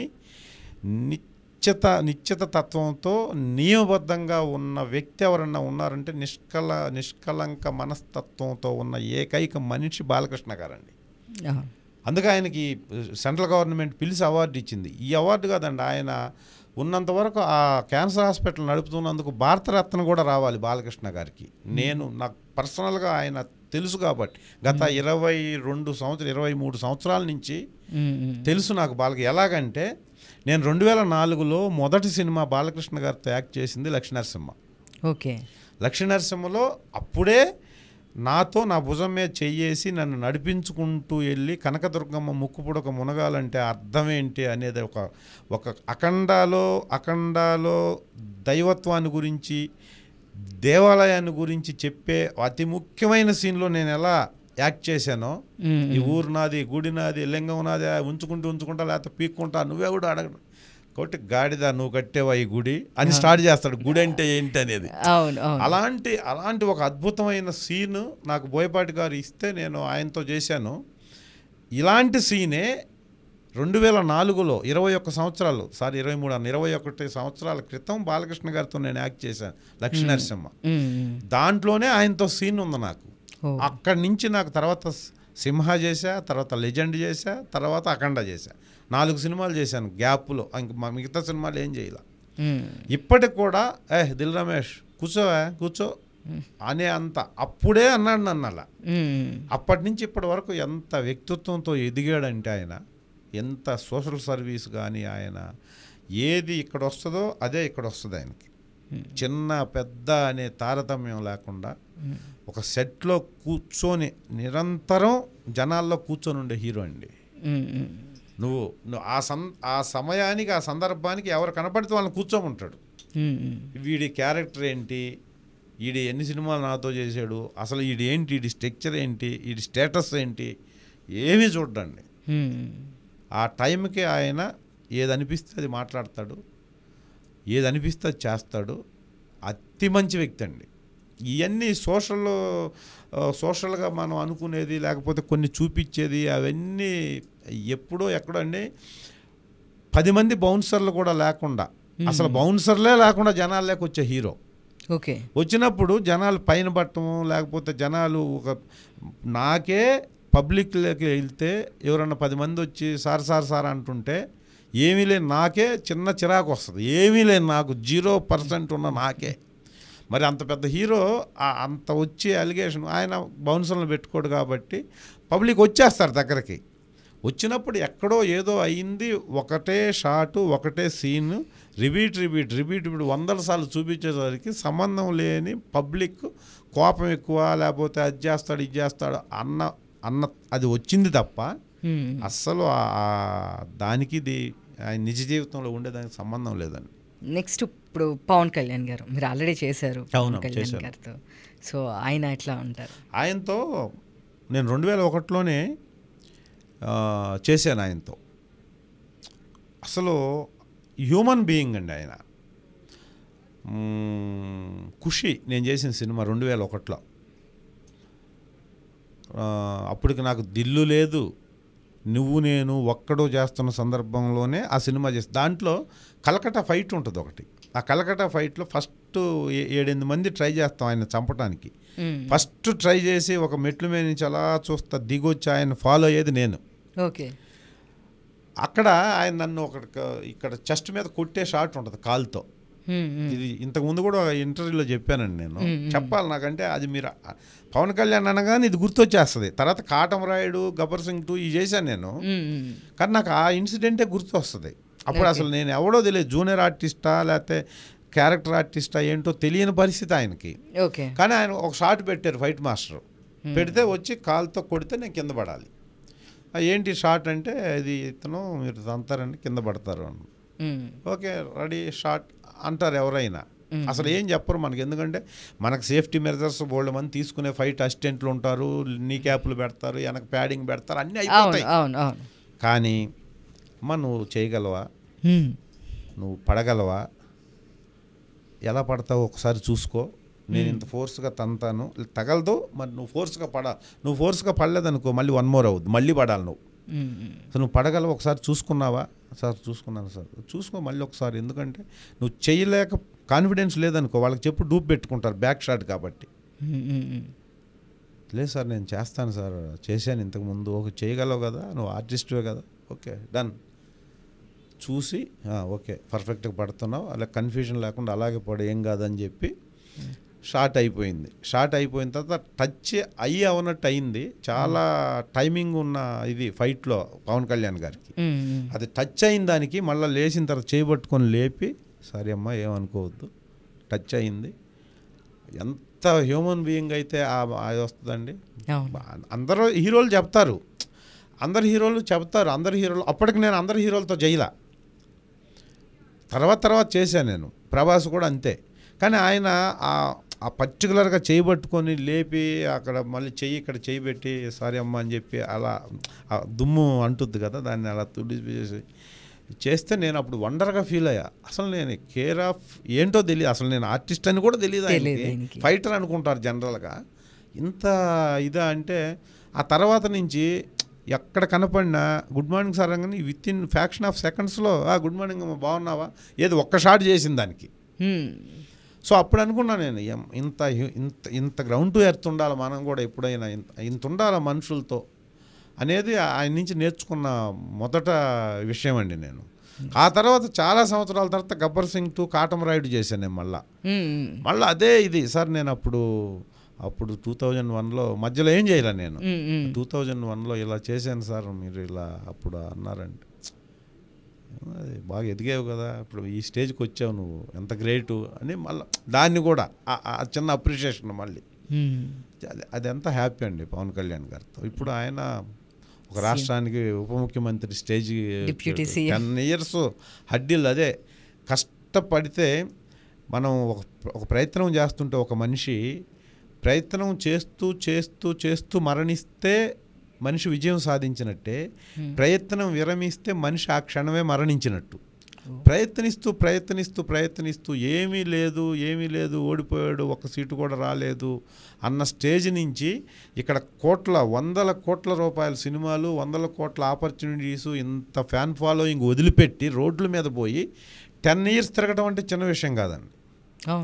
అసలు వస్తుందో రాదో తెలియదు, ఏమవుతుందో తెలియదు ఫ్యూచర్. ఇక్కడ ఉన్న బ్రైట్ ఫ్యూచర్, ఆకాశంలో ఉన్న మనిషి నేల మీద పడి నేను ఎందుకు ఇక్కడ ఉండాలి, ఇక్కడ ఉండటం వల్ల ఎవరికి నేను హెల్ప్ చేస్తున్నాను, నాకు నేనే హెల్ప్ చేసుకోలేకపోతున్నప్పుడు నేను రాష్ట్రానికి ఏం చేయగలను అన్న థాట్ వస్తుంది. పైగా పక్కన ఏమీ లేదు రాదు, క్యాస్ట్ బేస్డ్ పాలిటిక్స్లో ఎక్కడ షైన్ అవుతారు, ఏ గందరగోళంగా అందుకుంటున్న టైంలో వందల కోట్ల రూపాయలు ఆయన మీద ఇన్వెస్ట్ చేసిన ప్రొడ్యూసర్లు ఇక్కడ వెయిట్ చేస్తున్నా కూడా వెళ్ళిపోయి లేదు నేను సర్వీస్ చేయాల్సిందే అని చెప్పి 10 years కష్టపడిన తర్వాత, ఇది కూడా మంచి కర్మ ఫలితం. అంటే చేస్తున్న పనిలో నిజాయితీ నిబద్ధత ఉంటే పైవాడు కూడా మనకి అనుకూలిస్తాడు, ఆశీర్వదిస్తాడు అనే దానికి బెస్ట్ ఎగ్జాంపుల్ ఇది. ఆ మంచి కర్మ ఉంది కాబట్టి హెల్త్ కొడితే ఒకసారి వచ్చేసింది. వచ్చిందాకా ఇక్కడ ఆర్టిస్ట్ అయినా మామూలు మనిషి అయినా ఎవరైనా మంచి పనులు చేసుకుంటూ మంచి ఆలోచిస్తూ ప్రయత్నం చేస్తుంటే డెఫినెట్గా యూ హ్యావ్ వన్ డే, అది ఏ ఫీల్డ్ అయినా కావచ్చు. అంతే అంటారు. దానికి ఒక బెస్ట్ ఎగ్జాంపుల్ ఇప్పుడు నా దృష్టిలో. నెక్స్ట్ ప్రభాస్ గారితో కూడా మీరు చేశారు. ప్రభాస్తో కూడా చేశాను. ప్రభాస్ గారితో ఎక్కువ చేయలేదు. రాఘవేంద్ర అని ఒక సినిమా చేశాను, మిర్చి అని ఒక సినిమా చేశాను ఈ మధ్య. అంటే 13-14 సంవత్సరాల క్రితం మిర్చిలో చాలా మంచి క్యారెక్టర్ చేశాను. ఎంత మంచి క్యారెక్టర్ అంటే, ఒక ఇంటర్వెల్ సీక్వెన్స్లో మొత్తం ఆడిటోరియం అంతా మొత్తం వాళ్ళ మదర్ చనిపోయి బరెల్ గ్రౌండ్కి దహన సంస్కారాలు చేసి ఇంటికి వచ్చిన తర్వాత పిన్ డ్రాప్ సైలెన్స్ ఉంటుంది. 25 మంది ఆర్టిస్టులు ఉంటారు. ఆ ఆర్టిస్టులు 25 మంది ఉన్నప్పుడు ప్రభాస్ని ఇంట్లో నుంచి నీ వల్లే వాళ్ళందరూ వచ్చారు ఆ ఊరు నుంచి, నీ వల్లే ఈ గందరగోళం జరిగింది, నీ వల్లే మీ అమ్మ చనిపోయిందని ప్రభాస్ని ఎజిటేట్ చేసి సత్యరాజ్ గారు ఇంట్లో నుంచి వెళ్ళిపోమనటానికి రెడీ అవుతాడు. వెళ్ళిపోయి ఇంట్లో నుంచి అనగానే ఒక్క డైలాగ్ ఉంటుందండి ఒకే ఆర్టిస్ట్కి. అంతమంది ఆర్టిస్టుల్లో ఆ డైలాగ్ నేను చెప్పాను. అవును. అయ్యా ఆపండి అయ్యా, 20 ఏళ్ల క్రితం కూడా ఇలాగే ఆపి తప్పు చేశారు అయ్యా, ఇక్కడ అమ్మ కట్టె కారేలోపు అక్కడ ఆ ఇంట్లో 10 కట్టెల కాలాలా అనే డైలాగు నాది ఉంటుంది. అవును. అవును. అంటే అంతకుముందు 20 years బ్యాక్ కూడా ఆ ఊరోళ్ళు నరుక్కుంటా వస్తున్నారంటే ఆపుతాడు. ఆపినప్పుడు కత్తి పట్టకపోతే మనల్ని చంపేస్తారా, ఊరు నాశనం అయిపోద్ది అంటే ఆగు అంటాడు. తర్వాత మళ్ళీ 20 సంవత్సరాల తర్వాత కూడా మేమేదో చెప్పబోతే ఆగు అంటాడు. ఈడు ఎమోషన్ అయిపోతాడు. ఎమోషన్ అయి చెప్పిన తర్వాత ప్రభాస్ని ఇంట్లో నుంచి బయటికి పంపిస్తారు. మేమంతా సాడ్ మూమెంట్తో అక్కడి నుంచి వెళ్ళిపోతాం. అది ఇంపార్టెంట్ సీన్ సినిమాలో. అవును. అలాంటి ఒక పాజిటివ్ క్యారెక్టర్ త్రూ అవుట్ సినిమాలో నేను చేసే. విలన్స్లో ఉన్న బెనర్జీ గారిని నేను కొడితే కోమాలోకి వెళ్ళి ఉంటాడు. దాని మీద నుంచి కథ స్టార్ట్ అవుతుంది. అవును, అసలు స్టోరీ అనేది స్టార్ట్ ఫస్ట్ నన్ను గొంతు కోసి చంపేస్తారు. చాలా మంచి క్యారెక్టర్ మిర్చిలో. అవును. అవును. ఆ సినిమా చేసేటప్పుడు ప్రభాస్ గారితో నాకు ఒక మంచి ఇంటరాక్షన్ ఏంటంటే, ఒక సినిమా ఎవడు మా ఊరిని కాపాడుతాడు అనుకుంటే 6 అడుగుల ఆజానుబాహుడు వచ్చాడు, ఇక మాకు తిరుగులేదని చెప్పేసి ఒక డైలాగ్ ఉంటుంది వేరే ఆర్టిస్ట్ది. అతను తమిళియన్. ఆ సీన్లో నేను ఉంటాను, ప్రభాస్ గారు ఎదురుగా ఉంటారు. ప్రభాస్ గారు కూర్చొని ఉన్నారు మానిటర్ దగ్గర. అది ఆయన తమిళియన్ కాబట్టి ఆ డైలాగ్ ఆ ఎమోషన్లో రావడానికి 3-4 టేక్లు అయినాయి. ఆయన 6'4" ఉంటాడు హైటు. అవును. నాకు పేరు గుర్తు రావట్లా. ఆదిత్య గారు. ఆదిత్య తర్వాత ఏదో వస్తుంది తమిళియన్. 6'4" ఉంటాడు హైట్. తర్వాత చాలా సినిమాలు చేశాడు తను. ఆయన పక్కన నేను నిలబడి ఉంటాను. నేను ఒక పాజిటివ్, మేమంతా ఒక పాజిటివ్ బ్యాచ్, ప్రభాస్ బ్యాచ్లో నిలబడి ఉంటా. అసలు నేను కరెక్ట్గా ఆయన షోల్డర్ కాడుకుంటా. అది ఎమోషన్ చేస్తున్నాడు. ఆ ఎమోషన్కి మనం ఫీల్ అవ్వాలి. ఏం చేయాలని 2-3 టేకుల్లో మామూలుగా నిలబడ్డాను. ఆ టేక్ ఓకే అయిన టేక్లో ఆ ఎమోషన్గా చెప్తున్నప్పుడు వచ్చాడు ఎవడు అనుకుంటుంటా 6 అడుగుల ఆజానుబాహుడు వచ్చాడు, ఇక మా అంటున్నప్పుడు నేను ఇలా అన్నాను. అన్నా ఇలా అంటే ఏం చేయలేక అలా అన్నాను. అదేదో వచ్చింది అప్పుడు. అది డైరెక్టర్ గారు కూడా చూడాల. అంటే డైరెక్టర్ ఏంటి, ఆ ఎమోషన్ ఎలా ఉందో, ఆర్టిస్ట్ ఎమోషన్ ఎలా ఉందో చూస్తున్నాడు. ప్రభాస్ గారు మానిటర్ కాడ కూర్చొని అతను ఆ మాట అనగానే పక్కన, అంటే ఇక తిరుగులేదు మాకు అనేదానికి పక్కన ఉన్న నేను కూడా ఒక ఎక్స్ప్రెషన్, అంటే మేసాలు ఇలా తిప్పడానికి వీలు కాక ఇలా అన్నాను. అది చూశాడు ప్రభాస్ గారు. చూసి అసలు ఆ డైలాగ్ ఎమోషన్కి పక్కన ఇతను అద్భుతంగా చేశాడు అని. అంతకుముందు చాలా కాంబినేషన్ చేశాం కదా.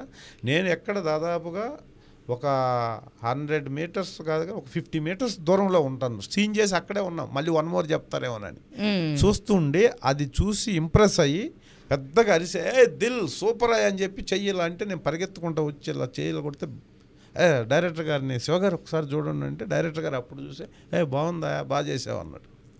అంత పెద్ద హీరోకి మానిటర్ దగ్గర కూర్చొని అరవాల్సిన అవసరం లేదు. అప్పటికే సూపర్ స్టార్ కదా. అవును. అసలు అప్పుడు నాకు అసలు అంత చుట్టూ ఉన్న మా ఫ్రెండ్స్ ఆర్టిస్టులు 20 మంది ఉంటారు అక్కడ. ఏంది హీరో రికగ్నైజ్ చేశాడు, ఏం చేసావంటే అదంతా ఒక 4-5 రోజులు డిస్కషను సెట్లో. ఏదన్నా అంటే ఒక ఆర్టిస్ట్ని హీరో అంత ఇంప్రెస్ చేస్తే అంతగా మాట్లాడుకుంటారు. సో నాకు ప్రతి హీరోతో ఇలాంటి బెస్ట్ ఇది ఉన్నాయండి, బెస్ట్ మెమరీస్ ఉన్నాయి. అలాగే జూనియర్ ఎన్టీఆర్తో కూడా ఉంది నాకు. జూనియర్ ఎన్టీఆర్ గారితో బృందావనంలో ఆయనకి నాకు ఒక ఫైట్ ఉంటుంది. బృందావనంలో ప్రకాష్ రాజ్ అసిస్టెంటే నేను దాంట్లో కూడా. ఆ ఇంట్లో ఒక డైలాగ్ ఉంటుంది. అంతా అయిపోతే మా ఊరు అమ్మాయి ఒకరిని లేపుకొని మా ఊరు అమ్మాయిని లేపుకొని వెళ్తే ఇలాగ ఉంటుంది డైలాగ్. అది వాడు ఈ ఊరోడు కాదు, ఈ ఊరోడాడో మా ఊరు అమ్మాయిని లేపుకుపోయినాడు, ఆ విషయం ఇది చెప్పలేదు కాబట్టి ఇంకా బతికున్నది, చెప్పుంటే ఆపొద్దు అక్కడే నరికేసేటోని దీన్ని అనే డైలాగ్ ఉంటుంది.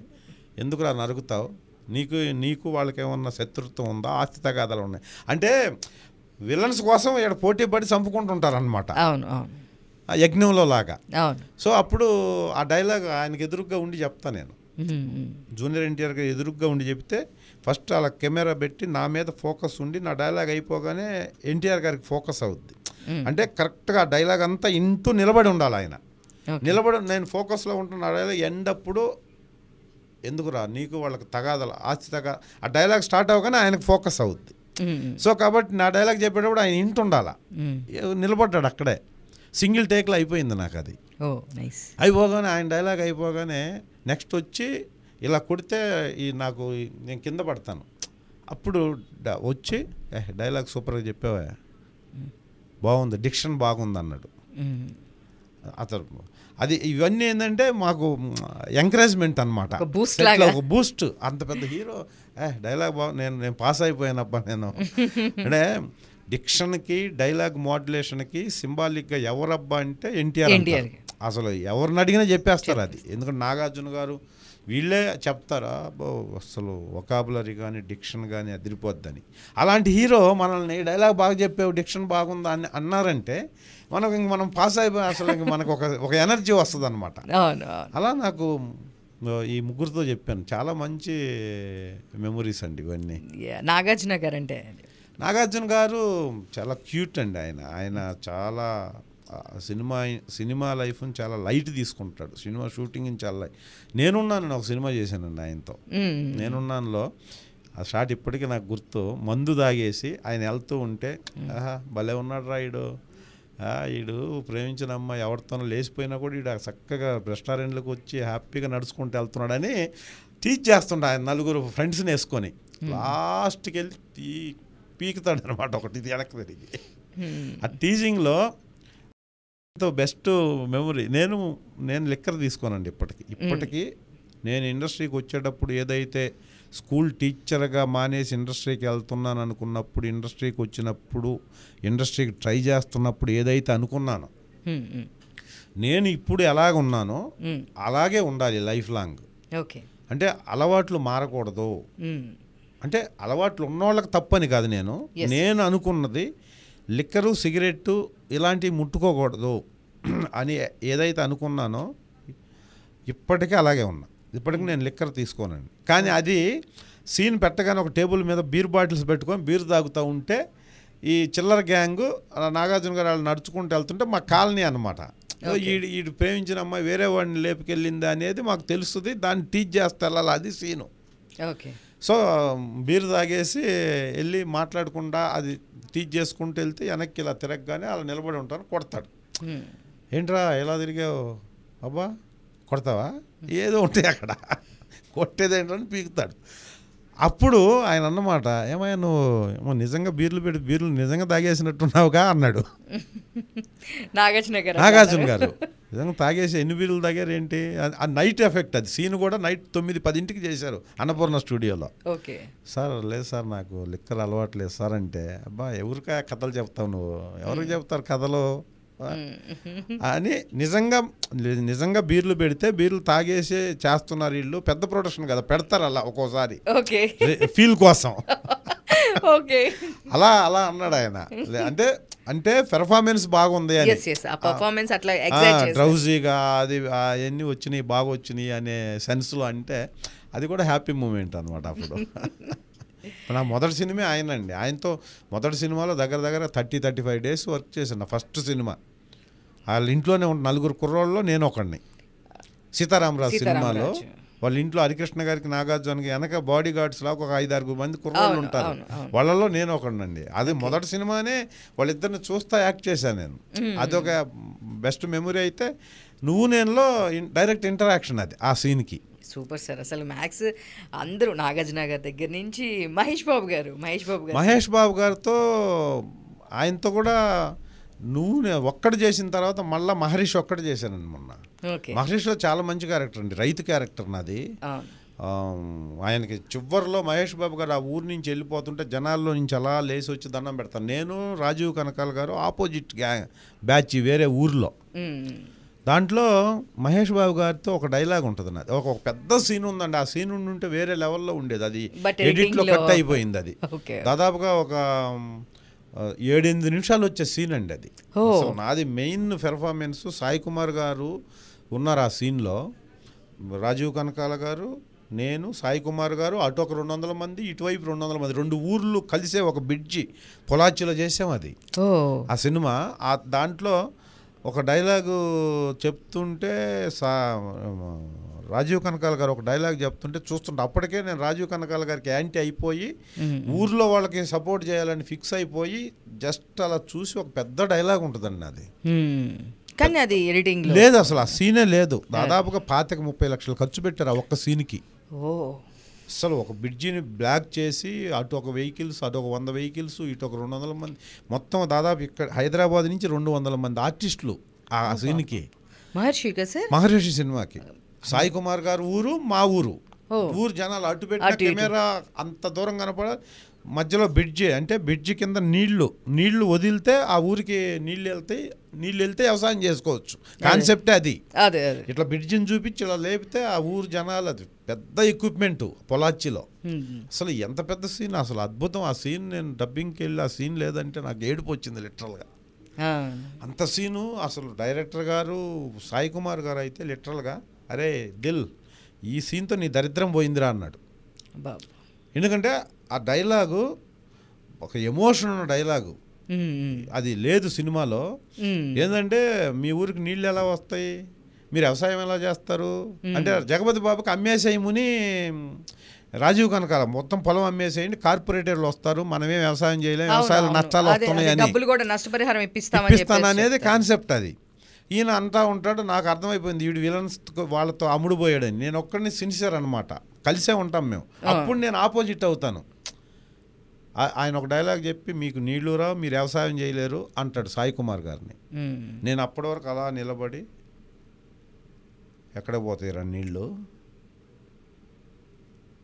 ఎక్కడికి పోతాయి నీళ్ళు ఎక్కడికి పోదు, వ్యవసాయం ఎక్కడికి పోదు అన్నా, నువ్వు ఊరెళ్ళన్నా, నీ కుడికాలు మీ పొలిమేరల్లో పడే లోపు మీ ఊరికి నీళ్ళు వస్తాయన్నా, ఎవడు ఆపేది నీళ్లు రాకుండా, అరే ఎత్తండి రా తూములో, పంపండి నీళ్ళు, ఎవడు ఆపుతాడో నేను చూస్తానని చెప్పేసి అలా ఎమోషన్ అయ్యి ఎల్లన్నా నువ్వు ఇంకా ఇక్కడే నిలబడ్డావు, తీయండిరా బళ్ళు, ఎత్తండి రా తూములు అని అసలు ఎమోషన్ అది.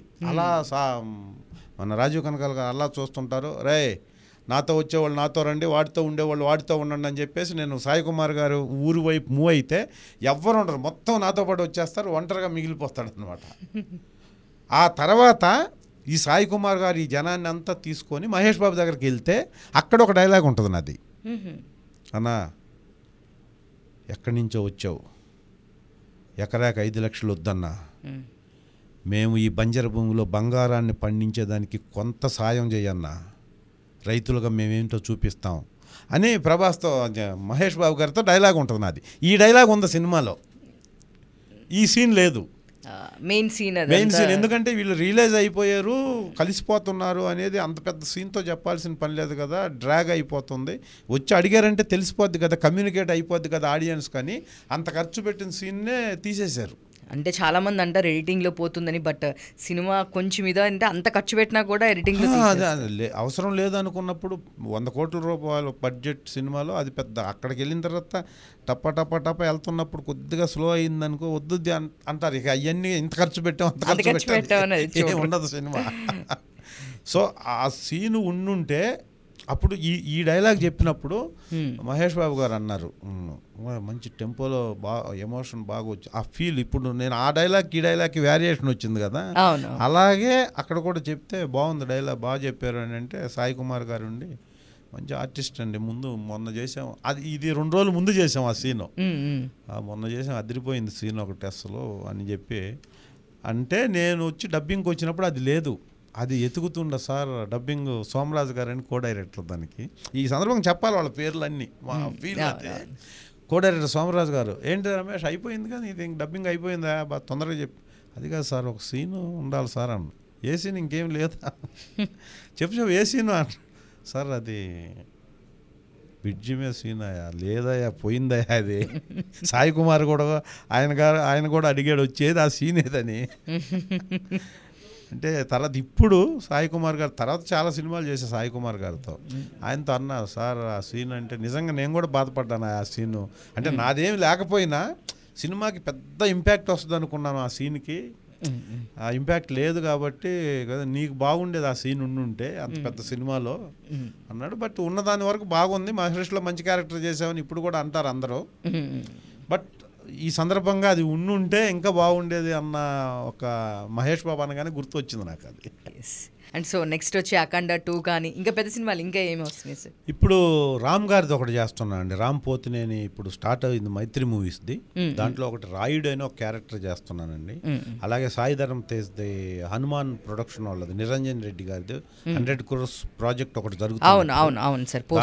దాంట్లో జగపతి బాబు గారు నేను కలిపి ఒక ఫ్లాష్ బ్యాక్ ఎపిసోడ్లో మంచి చేస్తున్నా. శ్రీ విష్ణు గారిది ఒకటి జరుగుతుంది.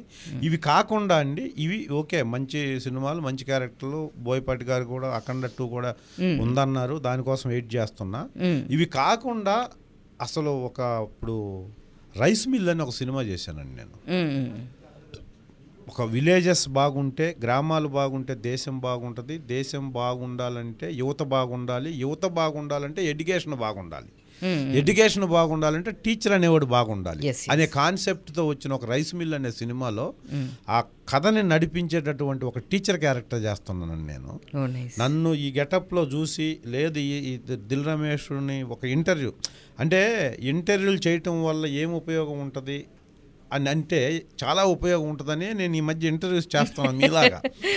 ఎందుకు ఉపయోగం ఉంటుందంటే, ఒక ఇంటర్వ్యూలో నా స్పీచ్ నేను మాట్లాడింది చూసి నైట్ 11 గంటలకు ఫోన్ చేసి నా క్యారెక్టర్ ఫిక్స్ చేశాడండి ఆ డైరెక్టరు. మహేష్ గారని ఒక డైరెక్టర్ రైస్ మిల్ అనే సినిమాలో నాకు టీచర్ క్యారెక్టర్ ఇవ్వటానికి కారణం, ఇందాక మీరు అడిగిన దాంట్లో డబ్బు ఇంపార్టెన్స్ గురించి వచ్చినప్పుడు చెప్పాల్సిన ఒక మాట నేను వేరే ఇంటర్వ్యూలో చెప్పాను. అది నైట్ 11 గంటలకి వాళ్ళు చూశారు. అది ఎలాగో చూసారో తెలియదు నాకు. టీచరు ఈ క్యారెక్టర్ని డిఫైన్ చేసి, అంటే కథనే డిఫైన్ చేసే ఒక క్యారెక్టర్ టీచర్ అద్భుతంగా ఇన్స్పిరేషనల్గా పిల్లలకి చెప్పాలి. ఫెయిల్యూర్ తర్వాతే సక్సెస్ వస్తుంది. అలా ఫెయిల్ అయ్యే సక్సెస్ అయిన వాళ్ళే ప్రపంచంలో ప్రతి ప్రముఖులు ఉన్నారు అని చెప్పి వాళ్ళకి రెఫరెన్స్గా వాళ్ళ పేర్లని చెప్పి పెద్ద సీన్లు ఉన్నాయి ఆ సినిమాలో. టీచర్కి ఇంత ఎమోషనల్గా, ఇంత హార్ట్ టచింగ్గా మాట్లాడగలిగిన ఆర్టిస్ట్ ఈ క్యారెక్టర్కి పడాలి అనుకుంటున్న సందర్భంలో వాళ్ళు ఒక ఇంటర్వ్యూలో నేను చెప్పిన 43 seconds చెప్పిన ఒక బిట్ చూశారు వాళ్ళు. అది ఇప్పుడు మీకు అప్పుడు చెప్పాలి యాక్చువల్గా మనీకి కనెక్షన్. అది యాక్చువల్గా ఏం చెప్పానంటే, దాంట్లో ఒక మనిషికి లక్షల కోట్ల కొలది డబ్బు ఉన్నా, వందల కొద్ది వాహనాలున్నా, వేల కొద్ది భవనాలున్నా, రాసుల కొద్ది వజ్ర వైడూర్యాలున్నా, టన్నుల కొద్ది బంగారం ఉన్నా, అసలు ఈ ప్రపంచంలో భూమే రవ్వంత, అందులో నువ్వెంత, నీకున్నదెంత, ఏమున్నదని నాది అని గర్వపడతావు, ఏం పోయిందని నీది పోగొట్టుకున్నావని బాధపడతావు. మనిషికి కళ్ళు తెరిస్తే జననం, కళ్ళు మూస్తే మరణం. రెప్పపాటు ఈ జీవితంలో గర్వం ఎందుకు, అసూయ ఎందుకు, అన్యాయం ఎందుకు, అక్రమం ఎందుకు? మనిషిగా నీకు అద్భుతమైన జీవితాన్ని ఆ భగవంతుడు తల్లిదండ్రుల ద్వారా ప్రసాదించారు కాబట్టి జీవించి ఉన్న ఈ జీవితకాలంలో మంచి అనిపించుకో, మంచితోటి నలుగురు మంచి మనుషులను సంపాదించుకో, పోయేటప్పుడు కావాల్సింది ఆ నలుగురే, ఇదే జీవితం అని చెప్పానండి. Super super super. దీన్ని చూశారు వాళ్ళు. చూసి, లేదు ఈ ఆర్టిస్ట్ పేరేంటో కనుక్కొని ఈ ఆర్టిస్ట్ని ఇప్పుడు లైన్లో పెట్టి ఎల్లుండి నుంచి ఖాళీగా ఉన్నారేమో కనుక్కో అని చెప్తే వాళ్ళు నైట్ 11:30కి ఫోన్ చేశారండి. ఫోన్ చేసి క్యారెక్టర్ చెప్పారు నాకు, మీరు ఫ్రీగా ఉంటే ఈ క్యారెక్టర్ అండి అని. అసలు ఎంత ధైర్యం ఉండాలి నన్ను టీచర్గా, అంటే నేను చేసిన క్యారెక్టర్ ఏంటి, నన్ను టీచర్ ఏంటి సార్ అండుతో ఇదంతా చెప్పారు. ఒక 4 ఇంజనీరింగ్ స్టూడెంట్స్ని, 2 అమ్మాయిలు ఇంజనీరింగ్, 6 మంది నీ దగ్గర చిన్నప్పుడు చదువుకుంటారు, వాళ్ళు ఇలా ఉంటుందని కథ చెప్పారండి. కథ చెప్తే డైరెక్టర్ ఎవరంటే మహేష్ గారని, మిమ్మల్ని ఏం చూడాల్సిన అవసరం లేదు సార్, ఎల్లుండి మీరు డైరెక్ట్ లొకేషన్కి వచ్చేయండి అన్నారు. లొకేషన్కి వెళ్ళిన తర్వాత లాల్చీ పైజమా వేసి ఒక స్పెట్స్ పెట్టి డిజైన్ చేస్తే నిన్న ప్రెస్ మీట్ అయిందండి. సినిమా అంతా అయిపోయింది. టోటల్ టీచర్ మీద డిపెండ్ అయ్యే ఒక సినిమా అండి అది. రైస్ మిల్లు మంచి దేశం ఒక వ్యవసాయం మీద, పల్లెటూరు మీద కథ అండి అది. పల్లెటూరులో ఉండే ఒక టీచరు వల్ల ఎలా ప్రయోజకులు అయ్యారు స్టూడెంట్స్, వాళ్ళు ప్రైమ్ మినిస్టర్ దగ్గర నుంచి, ప్రైమ్ మినిస్టర్ ఆఫీస్ నుంచి వాళ్ళు అవార్డు తీసుకుంటారు. ఆ అవార్డు తీసుకోవటానికి ఎవరు కారణము, ఇలా అవటం వల్ల దేశం ఎలా ఉంటుంది అనేదే కాన్సెప్ట్. సో అలాంటి ఒక అద్భుతమైన క్యారెక్టర్. రేపొద్దున ఆ సినిమా హిట్ డెఫినెట్గా అయితే నా క్యారెక్టర్కి అద్భుతమైన రెస్పాన్స్ వస్తుందండి. అలాంటి ఒక క్యారెక్టర్ ఇలాంటి ఒక ఇంటర్వ్యూ ద్వారా వచ్చింది నాకు. Super sir, super. But talent ఉంటే ఎప్పుడైనా వస్తుంది. నిజంగా మీరు అన్నట్టు మనం కష్టపడుతూ ఉండాలి. ఈ రోజు కాకపోతే రేపైనా వస్తుంది అన్నట్టు డెఫినెట్గా. సో మీరు ఈ పొజిషన్లో ఉన్నారు, ఇంకా బెటర్ మూవీస్ చేయాలి. మీరు అనుకున్నట్టుగా సింగిల్గా కూడా చేస్తూ వెళ్ళాలి. అంటే కథలు కూడా మీరు చూసీగా తీసుకుంటున్నారు ఇప్పుడు. డెఫినెట్గా ఇంకా అంటే క్యారెక్టర్స్ క్యారెక్టర్స్ చూసీగా తీసుకుంటున్నారు. మీకు ఉన్న ఇంపార్టెన్స్ దీన్ని బట్టే అంతేనండి. చూసుకుంటున్నారు. నేను అనుకుంటుంది ఏంటంటే పెద్ద హీరోల సినిమాలో మంచి క్యారెక్టర్లు వస్తే హ్యాపీ అండి. ఓకే. పెద్ద హీరోల సినిమాలో రాకపోయినా ఇప్పుడు మిడిల్ క్లాసు బడ్జెట్ సినిమాల్లో యంగ్ డైరెక్టర్స్ వస్తున్నారండి. అవును. వాళ్ళందరూ ఒక క్యారెక్టర్కి పెద్ద ఆర్టిస్టుల కాడికి వెళ్ళలేరు. రెమ్యూనరేషన్ పరంగా, డేట్ల పరంగా టెన్షన్ ఉంటుంది వాళ్ళని పెట్టుకుంటే. అంత బడ్జెట్ ఉండదు వీళ్ళకి. అవును సార్. ఆ లేని వాళ్ళకి అందుబాటులో నేను ఉన్నాను అనుకుంటున్న టైంలోనే కొంతమంది ఇప్పుడు నేను కావాలని పెద్ద డైరెక్టర్ల కాడిని ఎలా కాంటాక్ట్ అవుతున్నానో, నన్ను కూడా కావాలని కొంతమంది డైరెక్టర్లు నాతో అప్రోచ్ అవుతున్నారండి. True sir. హ్యాపీ థింగ్ అది. సో ఈ క్యారెక్టర్ ఉంది సార్ మా సినిమాలో, ఒక ప్రెసిడెంటు, లేకపోతే ఒక యంగ్ హీరోకి ఫాదరు, లేకపోతే ఒక టీచరు, ఇలాగా వస్తున్న దానికి నేను చాలా హ్యాపీ. అంటే సినిమా హిట్ అయితే పెద్దదండి, సినిమా ఫ్లాప్ అయితే పెద్ద సినిమా కూడా చిన్న సినిమా అవుద్ది. సినిమా హిట్ అయితే చిన్న సినిమా కూడా పెద్ద సినిమా అవుద్ది. ఈ ఓటీటీ వచ్చిన తర్వాత ఇప్పుడు మంచి కథతో మంచి కాన్సెప్ట్తో సినిమా తీస్తే హిట్ అన్న తర్వాత అది పెద్ద సినిమా అండి. కాన్సెప్ట్ కొద్దిగా తక్కువ పెద్ద హీరోతో తీసినా కూడా జనాలు అంత పెద్ద టాక్ లేకపోతే చిన్న సినిమా అయిపోద్ది.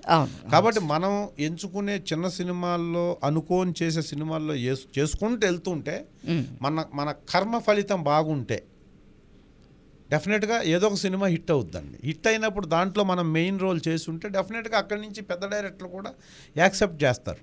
ఇదేంటంటే కోట్ల రూపాయలతో వ్యాపారం కాబట్టి ఇప్పుడు మీరు అడగొచ్చు, ఏమంటే మీరు అందరూ డైరెక్టర్లకి పరిచయం, అందరూ డైరెక్టర్లతో మీరు సినిమాలు చేశారు, హీరోలతో సినిమాలు చేశారు, మీరు ఒక సీన్ బ్రహ్మాండంగా చేశారు అంటే 10 సీన్లు ఇచ్చినా చేయగలరు కదా. అలాగా అప్పుడు ఆ పెద్ద డైరెక్టర్నే రిక్వెస్ట్ చేస్తే వాళ్ళ సినిమాల్లోనే మంచి క్యారెక్టర్లు వస్తాయి కదా అని అడగొచ్చు మీరు నెక్స్ట్.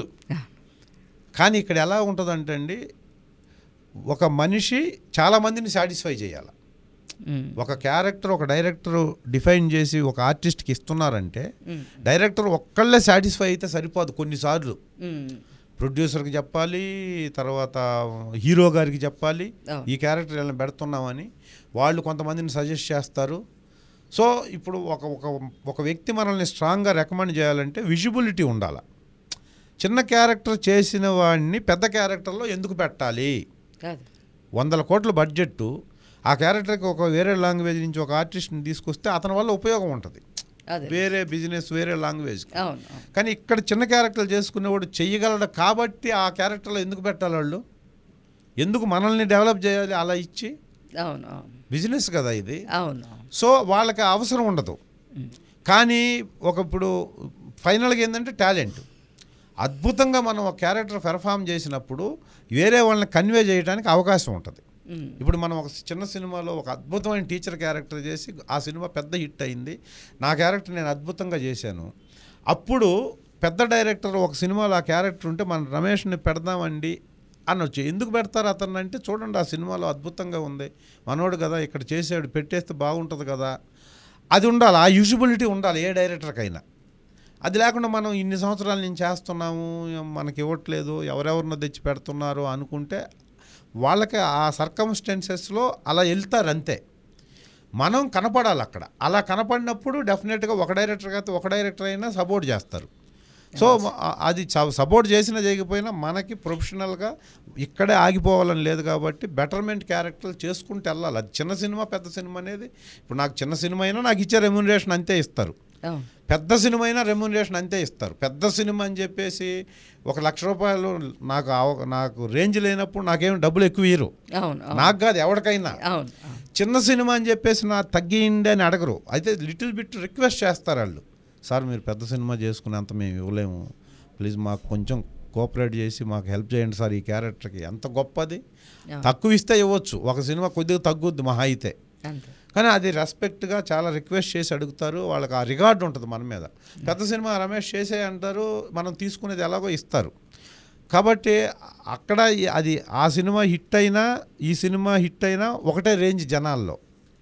అందుకని నేను ఇప్పుడు నన్ను అలా ఆదరిస్తున్నందుకు నేను చాలా హ్యాపీ అండి. ఇప్పుడు thank you sir, thank you so much. చాలా ఇన్ఫర్మేషన్ చెప్పారు అండ్ మీరు కొన్ని పాయింట్స్ నాకు చాలా కనెక్ట్ అయినాయి. సో లైఫ్లో ఇట్లా కూడా ఉండాలి, ప్రతి వాళ్ళ దగ్గర నుంచి ఏదో ఒకటి నేర్చుకుంటాము అంటారు, అలా మీ దగ్గర కూడా నేను చాలా నేర్చుకున్నాను ఇంటర్వ్యూలో. Thank you so much Ramesh గారు. థ్యాంక్ యూ అండి, థ్యాంక్ యూ. సో చూసారు కదండి, ఇది ఈరోజు చిట్ చాట్.